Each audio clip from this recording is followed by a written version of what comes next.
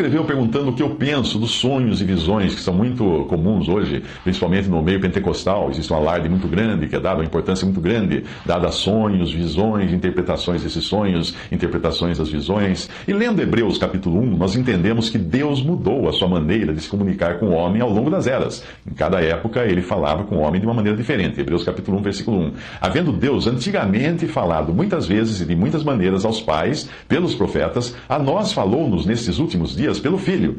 Na atual dispensação, quando nós temos toda a palavra de Deus revelada ao nosso alcance, a questão dos sonhos e visões muda de figura. Exceto em Atos 2,17, que ali aponta para um tempo ainda futuro e para o remanescente judeu que irá se converter após o arrebatamento da igreja, exceto naquela passagem eu não encontrei qualquer referência a sonhos nas epístolas da doutrina dada pelos apóstolos, ou incentivando esse tipo de coisa aos que hoje são membros do corpo de Cristo, que é a igreja. O mesmo você pode dizer de visões, exceto aquelas que Paulo menciona em 2 Coríntios 12, versículo 1, mas que também fazem parte da revelação que ele recebeu, uma revelação pessoal de Paulo, que era um apóstolo. Aliás, a única vez onde as visões aparecem nas epístolas é com uma conotação negativa, em Colossenses 2,18. Compare essas diferentes versões ou traduções. Primeiro vou ler da versão Almeida Corrigida Fiel. Ninguém vos domine a seu bel prazer, com pretexto de humildade e culto dos anjos, envolvendo-se em coisas que não viu, estando debalde inchado na sua carnal compreensão. Uma outra versão diz o seguinte: desencaminham-se estas pessoas em suas próprias visões e cheias de vão orgulho de seu espírito materialista. Uma outra versão diz: firmando-se nas coisas que têm visto, inchado vãmente pelo seu entendimento carnal. Uma outra versão diz o seguinte: tais pessoas baseiam-se em pretensas visões, deixando-se ingenuamente inchar de orgulho por sua mente carnal. A nova versão internacional diz o seguinte: tal pessoa conta detalhadamente as suas visões e a sua mente carnal a torna orgulhosa. Uma outra tradução diz o seguinte: essas pessoas se fecham em suas visões e se incham de orgulho com o seu modo de pensar. Essas já são suficientes. O texto parece insinuar o seguinte: que as visões dessas pessoas foram geradas por sua mente carnal e não de uma fonte espiritual. A maioria das religiões se apoia em visões. Dentro do cristianismo católico e protestante, você encontra correntes renovadas ou pentecostais que dão uma grande importância a sonhos e visões, apesar de não existir nada sobre o assunto nas instruções ou doutrina dos apóstolos dada para a igreja. Percebe? Não é raro o que você encontra nesses meios pentecostais, onde se fala muito em sonhos e visões. Não é raro você encontrar pessoas extremamente orgulhosas dos seus sonhos e visões, que se acham mais do que os seus irmãos simples mortais, que não conseguem ter o acesso tão fácil e direto ao mundo espiritual como elas têm. De um lado, isso cria orgulho nos que dizem ter tais visões e sonhos, e cria desespero naqueles que não conseguem tê-las, achando que é porque não atingiram ainda um grau de santificação suficiente.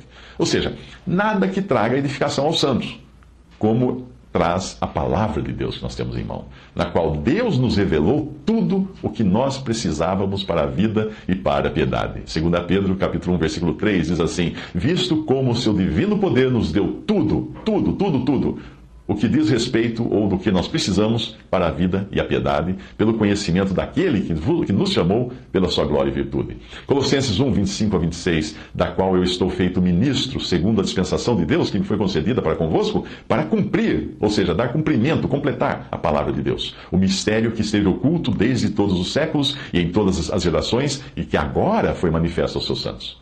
A palavra cumprir tem o sentido de completar, ou seja, de dar por encerrada a revelação, conforme você encontra, por exemplo, na versão de John Nelson Darby, que ele usa a palavra completar a palavra de Deus. Será que nós precisamos mesmo de sonhos e visões, agora que nós somos habitados pelo Espírito Santo? Antes do Pentecostes, ninguém era habitado pelo Espírito Santo. Será que nós precisamos hoje? Somos habitados pelo Espírito Santo, temos a Cristo e temos o acesso à completa palavra de Deus. Eu pergunto, para que eu preciso de sonhos e visões? Eu, particularmente, considero todo esse interesse por sonhos e visões como prova de insatisfação com o que Deus revela na sua palavra.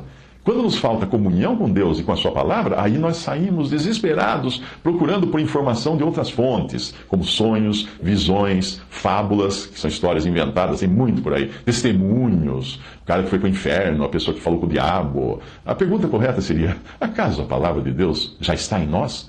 Como fala em João 15, 7, já está em nós o suficiente para conhecermos toda a vontade de Deus? Se assim for, nós não precisaremos recorrer a outros meios, a outras fontes de informação. Se nós vivemos insatisfeitos com as revelações que o Senhor já nos deu na sua palavra, quando menos esperarmos, nós acabaremos caindo num estado de ruína e de vazio, parecido com aquele de Saul, quando Deus já não lhe respondia pelos meios que havia na época. Aí sim, os israelitas dependiam de sonhos e visões naquela época, de profecias, porque eles não tinham ainda toda a palavra de Deus completa como nós temos hoje. Quando Saul não encontrou nos meios autorizados por Deus aquilo que ele queria ouvir, porque o próprio Deus havia desistido de falar com Saul por esses meios, por causa da rebelião dele, o que Saul fez? Ele foi procurar resposta no Espiritismo, o Espiritismo da época, consultando quem dizia ter comunicação com além. Em 2 Timóteo 4, de 2 a 4, o Senhor Jesus fala através do Espírito Santo, fala através de Paulo a Timóteo, que pregues a palavra, instes a tempo e fora de tempo, redargas, repreendas, exortes com toda longanimidade e doutrina, porque virá tempo em que não suportarão essa doutrina, mas tendo comichão, coceira nos ouvidos, amontoarão para si doutores conforme as suas próprias concupiscências, seus próprios desejos, e desviarão os ouvidos da verdade, voltando às fábulas. Em 1 Timóteo 4, de 1 a 2, ele diz: o Espírito expressamente diz que nos últimos tempos apostatarão alguns da fé, dando ouvidos a espíritos enganadores e a doutrinas de demônios, pela hipocrisia de homens que falam mentiras, tendo cauterizado a sua própria consciência. Alguém me escreveu perguntando sobre um determinado pregador que essa pessoa segue, que conta assim, uma lorota tremenda da sua biografia, e ela fala: mas será que ele teria coragem de falar uma mentira?